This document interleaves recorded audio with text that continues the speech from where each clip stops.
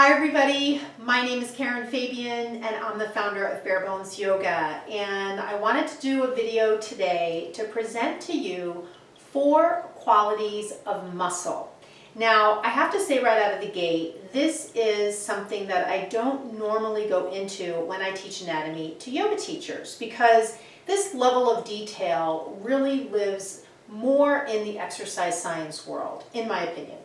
And the other key technique when it comes to learning anatomy that I focus on is really kind of honing in on just the key aspects of anatomy that you need to learn in order to be an effective communicator of the anatomy via your cues and your sequences and conversations you have with students about injury and questions they have about poses and that kind of thing.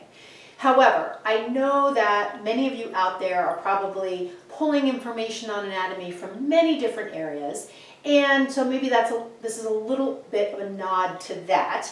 And also, because I have a background in exercise science as a certified personal trainer and as a corrective exercise specialist, 2 certifications I have from the National Academy of Sports Medicine, I have an opportunity to share other topics that are definitely germane. However, again, I really try to keep teachers in my programs focused on, there are about 10 aspects of anatomy that I focus on primarily when it comes to how do I learn anatomy to be an effective yoga teacher.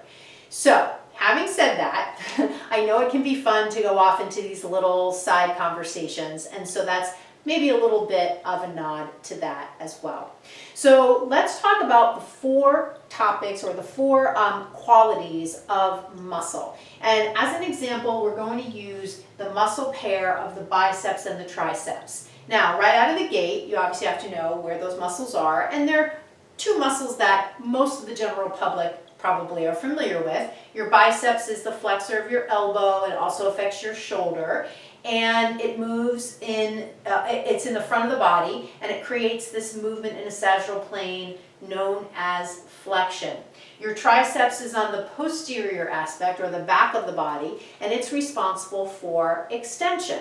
So when we look at these 2 muscles together, they form a couple. And the flexor, if we're flexing the elbow, is the agonist, and the extensor is the antagonist. And that's in the concept of, or in the action of flexion.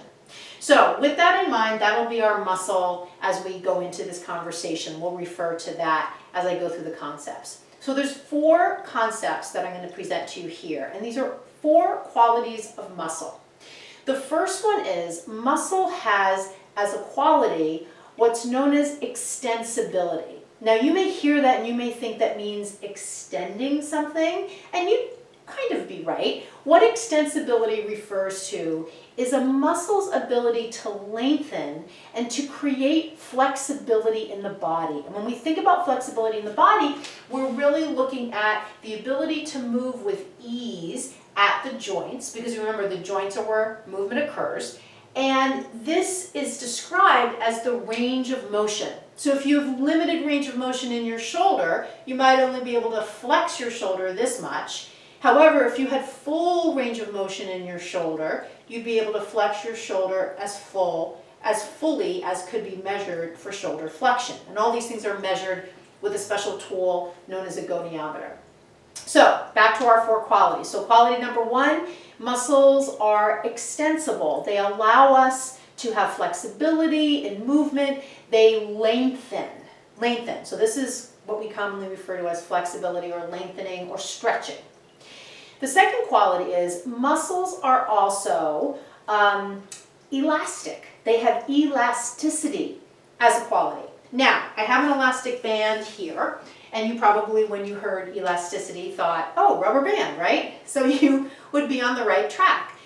The quality, though, is referring to something really specific. Notice when I take the rubber band and I implement that quality of extensibility by stretching it, when I'm done stretching it, it returns to its normal shape. Now, we all know if we take a muscle and we keep stretching it and stretching it and stretching it, that sometimes its normal shape is not the prior to multiple episodes of stretching shape, but something that's a little stretchier. And so this is sometimes what students might refer to as, let's talk about the hamstrings here. I think I've overstretched my hamstrings because I feel a lot of movement in my hips that I feel is possibly related to too much flexibility in my hamstrings. Now, I'm not going to go into that in detail. The idea, though, is that healthy muscle fiber has as a quality extensibility, and that quality allows it to return to its normal shape after exhibiting the other quality of extensibility, lengthening. The other quality that muscle has is irritability. Now, irritability here is not like, oh, you're bugging me, although in a way it's kind of related, because think about it. When someone is bugging you, what are they doing? Think about when you were a little kid and your brother or sister were like, hello, I have a question, and they maybe were touching you. That was a stimuli. There was something touching you that was causing you to react to it.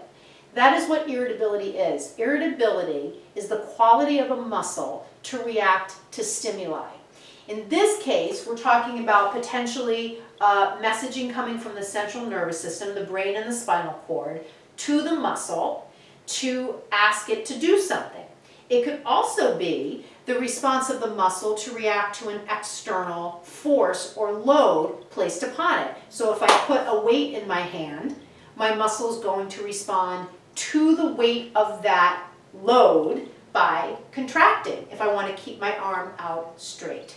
And so both of those examples, whether it's the nervous system or an external load, that's a stimuli of sorts. The muscle has a response, and so that responding to stimuli is known as irritability. And then the last quality of muscle is its ability to, I'm blanking here. Hang on one second, friends. I just want to refer to my notes. Its ability to develop tension. And the reason I refer to my notes is because there used to be a reference to contractibility. And now what the exercise science industry has done as kind of morphed that into a definition known more as develop tension. Now let me just explain how this goes. So many people, when they think of a biceps curl, they think of the biceps muscle contracting. And that's correct, right? When we're taking this muscle to affect this joint and we're making a muscle, right? You can see the muscle react and bulge. That is a concentric contraction. Remember, I said at the beginning, we've got the biceps in the front and the triceps in the back. Now, just because the biceps is contracting, it's developing tension, but its partnered muscle is developing some tension too. It's developing just enough tension so that the movement is smooth, but not so much tension that the movement can't occur. So both muscles on the front and the back of the arm are both exhibiting the quality here, which is developing tension. It's just that there's more tension being developed in the biceps than the triceps, which is why the arm bends. And think about it, if there was the same amount of tension happening on both sides of the humerus, your arm would not move at all because there would be equal tension on both sides. Here, what the body does in all its miracle of movement is in coordination with the central nervous system and the irritability of the muscle in the messaging going to it.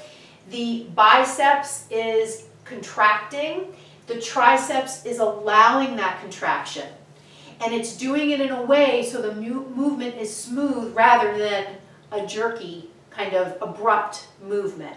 And so that is an illustration of the last quality, which is the ability of a muscle to develop tension. So those are the four qualities of muscle. We've got extensibility, we've got elasticity, we've got irritability, and then we've got the ability to develop tension. I hope you've enjoyed this. I would love to know what you think. please leave a comment and don't forget to click subscribe. I do videos at least weekly, sometimes 2 times a week, and I wouldn't want you to miss when the next one goes up. Thank you so much for watching. Namaste.